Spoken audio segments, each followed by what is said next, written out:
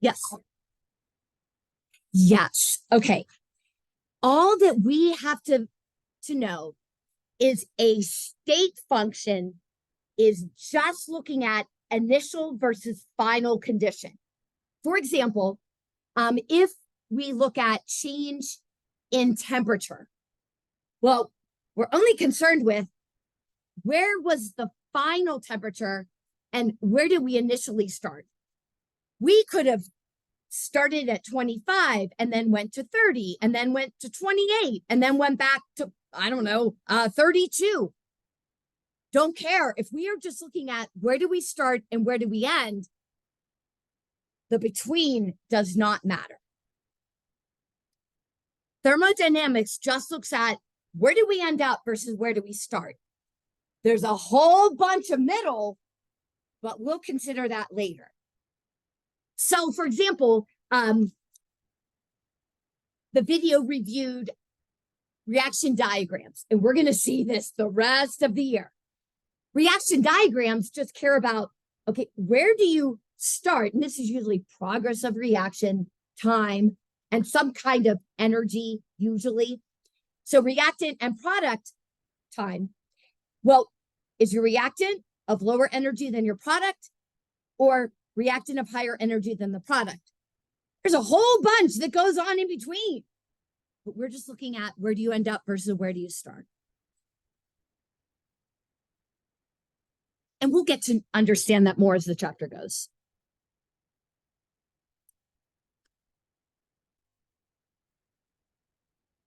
Thermodynamics, a general definition is it looks at and studies interchange of energy. Really, thermodynamics answers for us is does a chemical process or physical process only occur if we input energy, or will it naturally occur and give us energy, if you will? Is it spontaneous or not? And we'll get there later. We need to master thermochemistry first. So thermochemistry is just one avenue of thermodynamics, all focused on heat. So over the weekend, I asked you to, or on Friday, take a look at some videos that laid the foundation. So far, we have Q, W, and then E is defined as internal energy, if you will. Yeah. Q, of course, Michael, is, yep. Now, what if Q has a positive value, Michael? What does that mean?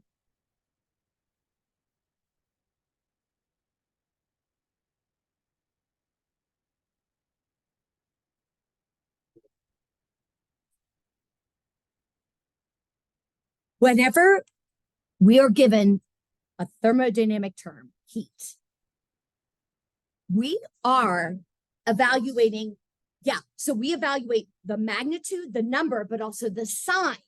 And unless otherwise told, you're in the perspective of the system. So the water inside of Maddie's water bottle, coffee in my coffee cup. So that's where I'm looking. Outside is the surroundings. So unless otherwise told, that's the coffee in the coffee cup or the water in the water bottle. And if it's positive, Michael, what does that mean? Perfect. And then negative, exothermic. Okay. Work.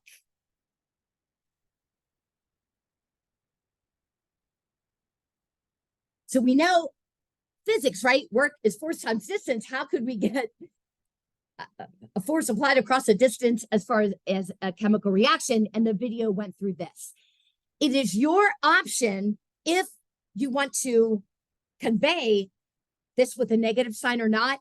With the negative, it is from the perspective of the system.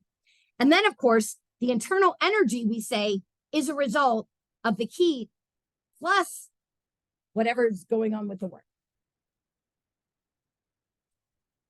Okay, so we can have positive, negative Q, positive or negative work.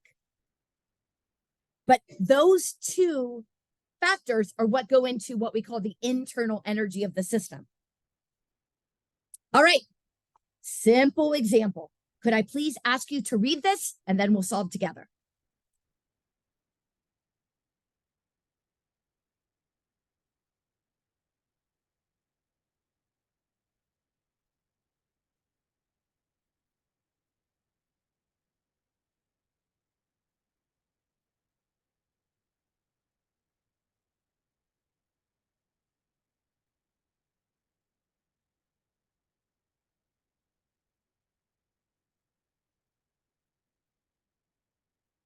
Okay, you never have to write down givens, but I'm a writer downer. So if we're just talking about a balloon, it's being inflated, which I know means a positive change in volume. We're ending up at a greater value than we're starting, and we are heating the air.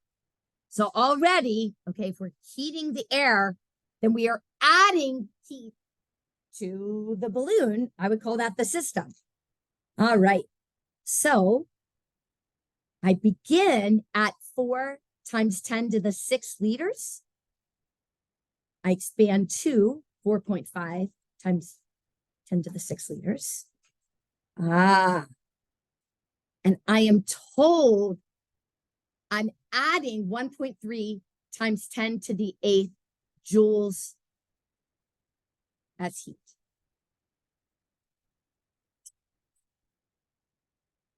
The outside pressure, 1 atmosphere, relatively at sea level, and we're asked to calculate the change in internal energy, which we know, Q plus W.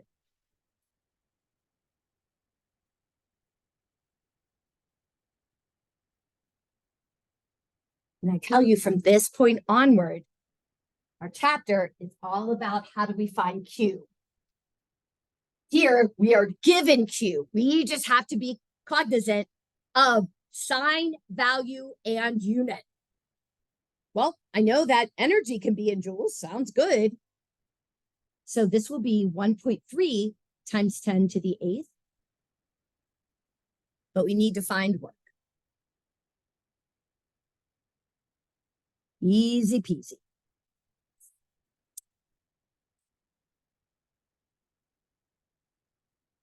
Oh, hooray, Megan. So good to see you.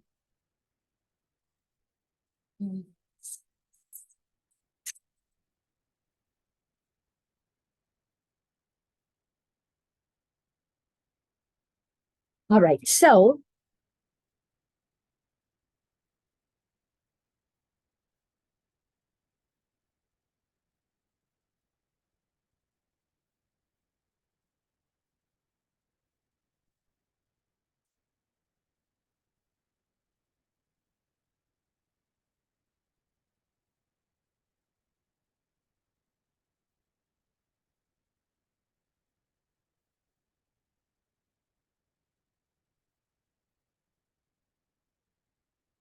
the change in volume will have the unit of liter. Pressure is an atmosphere. I guess I reversed it. I'm sorry. Atmosphere liter. I put that dot between them to make sure that the reader knows, okay, that's not one unit ATML. What the heck is that? It's atmospheres and liter, pressure and volume. Now, does it make sense, Rishi, that the work is negative for this situation? Okay, so when work is negative, what does that mean?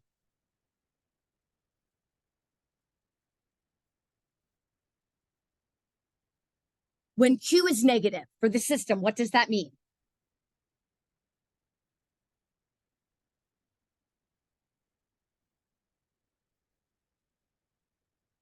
Exothermic. So heat is being, yes. So if work is negative, what does that mean? Work is, yeah, but like, what? If it's losing work, the system is doing work on the surroundings. It is causing an increase in volume against an outside pressure.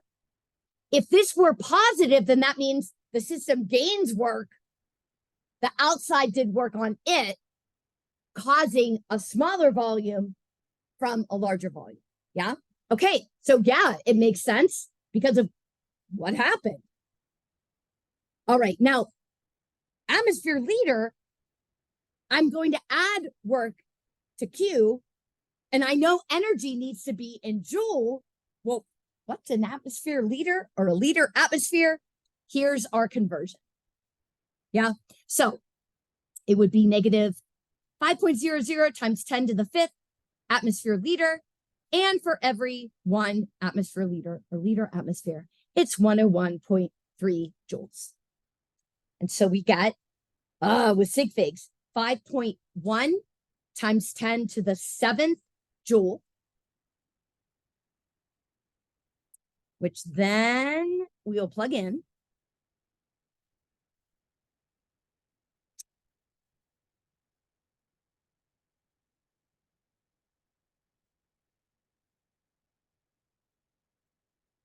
All right. And we get 8 times 10 to the 4th. No, 7th. I'm so sorry. 7th joule.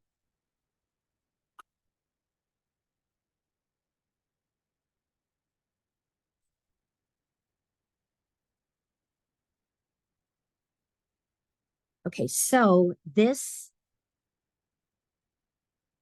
we're good here. So this is 0.1, 2, 3, 4, 5, 6, 5.1 joules.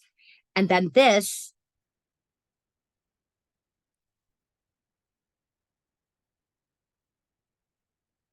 oh my gosh, Gearhart, what on earth? I'm so sorry. I had a Monday moment. Okay, so 51 million joules, yeah. And then we have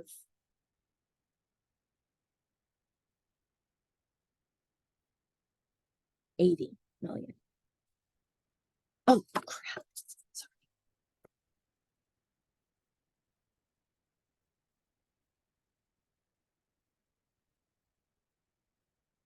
Right? Yeah. Okay. So when I add these, my least precise place is the 10 million. The 10 million. So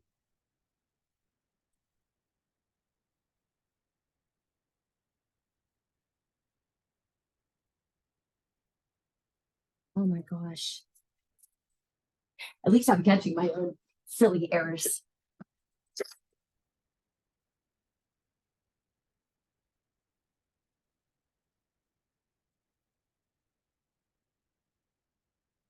Yeah. So we got 79.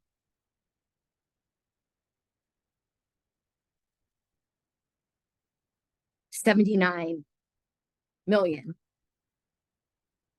But this is my last place of significance, yeah? So I can only report that as my last place of significance. So this becomes 80 million. We won't have that very often.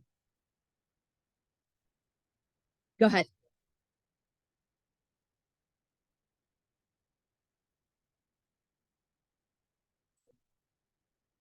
Okay, so we're multiplying, yeah? This was just given to us, but then we add.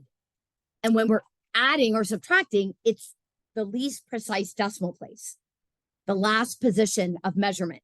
So this is telling us that the million place, because there's all zeros, no decimal. So all those zeros are not measured. And then here, that's not a measured zero. So here's the last place of significance, 10 million. And so I can't report that as measured. This is my place. That's a good nitpicky sig fig. Other concerns? Not terribly challenging, but a lot of missteps could happen. We could get the wrong sign. We could forget to do the conversion. Now, what is the meaning of this? Well, overall, we increased the internal energy of the system. Now, it lost work, but we gained more heat opposed to the work that we lost. So overall, the balloon ends up at a higher internal energy. Okay. Let's stretch our brains a bit. Any concerns? So can we go to the green packet? Oh, love these questions. Love them, love them, love them. So can I just tell you 1 and 2? Nope, not concerned with 1/2 mv squared. Nope, nope, nope. All right, starting with number 3. So what we are asked to answer is we are considering the before and the after for A, the before and the after for B. And what are we being shown? Are we doing work on the system or it's doing work? Is the system gaining heat or is it losing heat?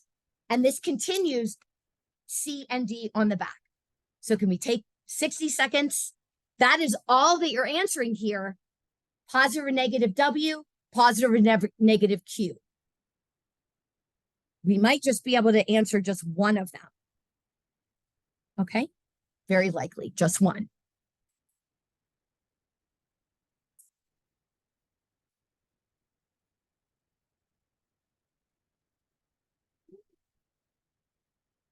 I will make sure.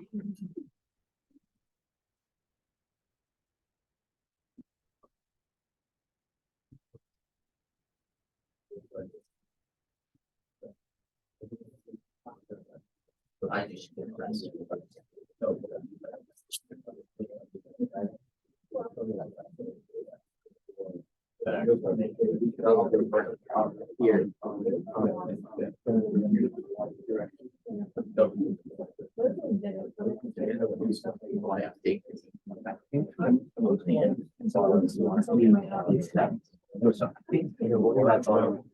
Since there's no change.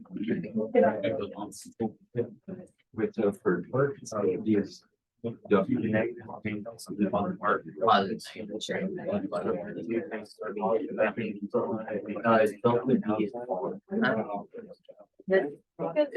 loses work. I mean, you're doing work. So it does work.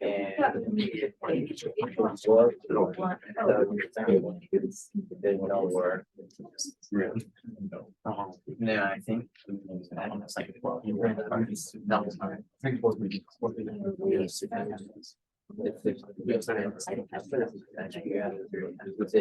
It's like a pit. It's nice. Okay, we'll share our thoughts in 15 seconds.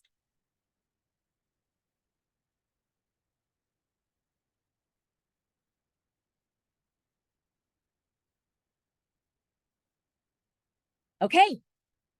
Could I ask someone to go ahead and take charge of A and B? What did you decide and why? Take it away, Damien.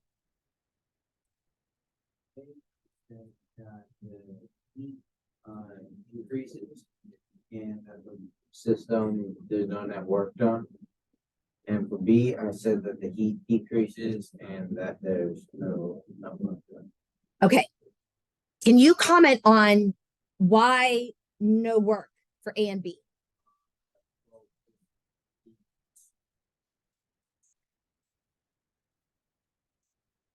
We're given no indication of that, right? I mean, do we say, oh, well, liquid became solid, but are we talking about? So we're not given anything that we can assuredly say, oh, there's some kind of change in volume. Okay, so how would you show, sir, how would you show that heat is being added to A? The arrows increase. Mm-hmm. Got longer. That means that the speeds are higher for each of the atoms. And this is the same number of atoms, there's the same amount of gas. So the total kinetic energy of the system's high. If this is conveying speed that we know, it looks like the same particles. We're not changing the particles. So we know speed of a gas, 3 RT over molar mass. This is the same. So we must have changed the temperature. Temperature directly related to kinetic energy. Exactly. But is there one letter with a sign that says heat was added to the system?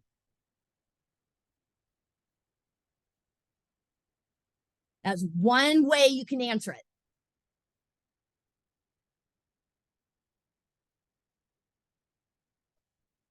Yeah, you can just say there's plus Q. Yeah. And W is 0, so we don't even have to say anything. Yeah. And then negative Q. Are we okay with that? Because here you can see they're moving and then, no. Okay. So then what about,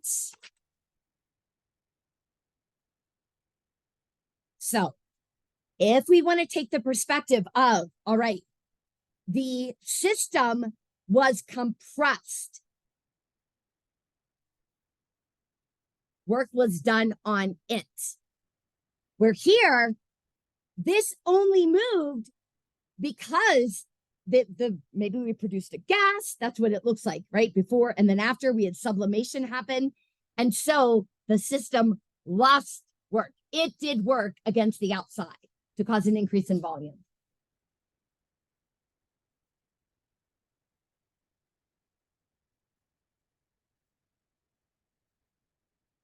At constant pressure, which when we're doing an experiment, do we ever change the pressure on the outside? No.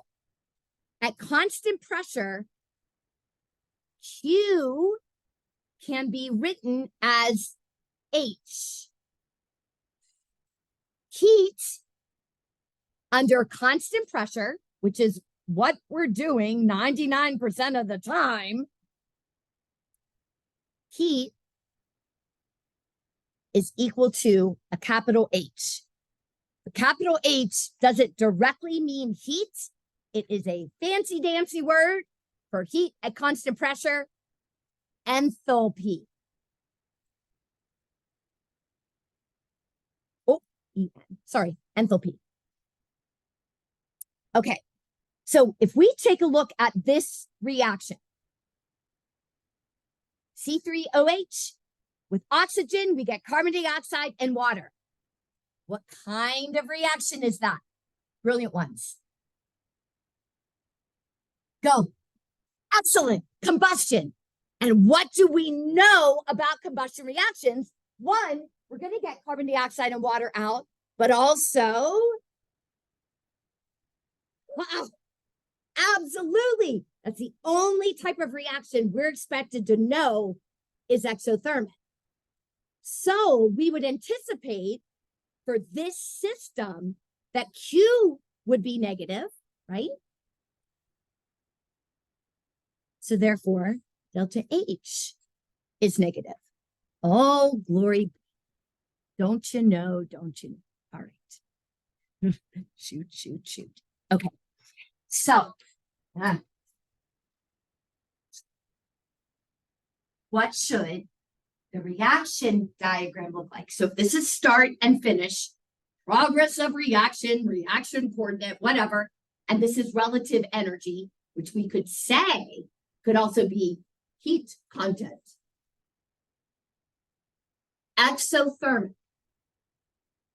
Does that mean our reactants start at a higher or lower energy than we end? Go, sir. Higher. Yeah. Reactants start at higher. The difference is, in this case, the energy that is being released. Okay? Who cares about the in-between? Usually we'll get kind of a nice little hill. We're not worried about that.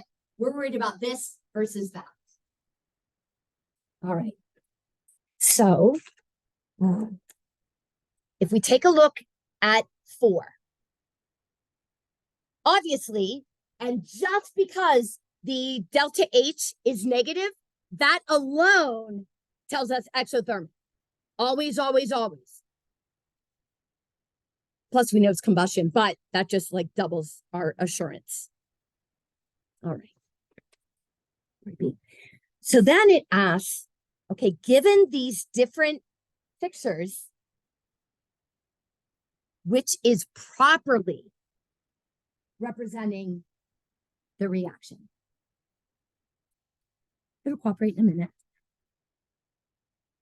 So we can call these, 1, 2, 3, and 4. It's just conveying the reaction diagram in a slightly different way.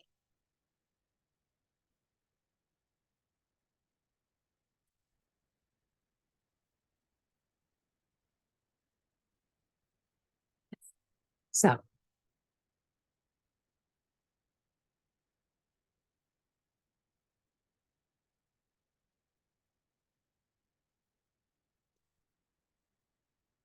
which one?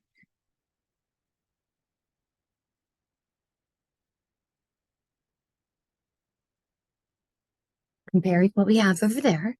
Yeah. So we know our reactants are starting at a higher heat content. Our products are at a lower because of that. Oh my goodness. Oh. Yes, sir. I'm sorry. Please. Which one? Why?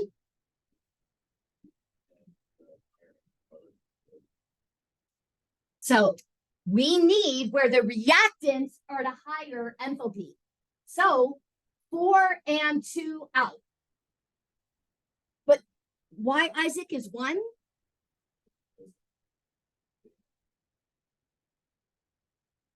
So this is saying,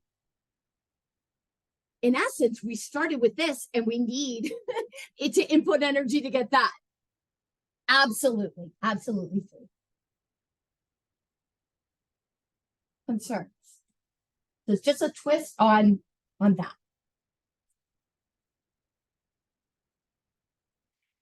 This unit is very not near the intensity of solution stoichiometry or gas stoichiometry, not at SDP.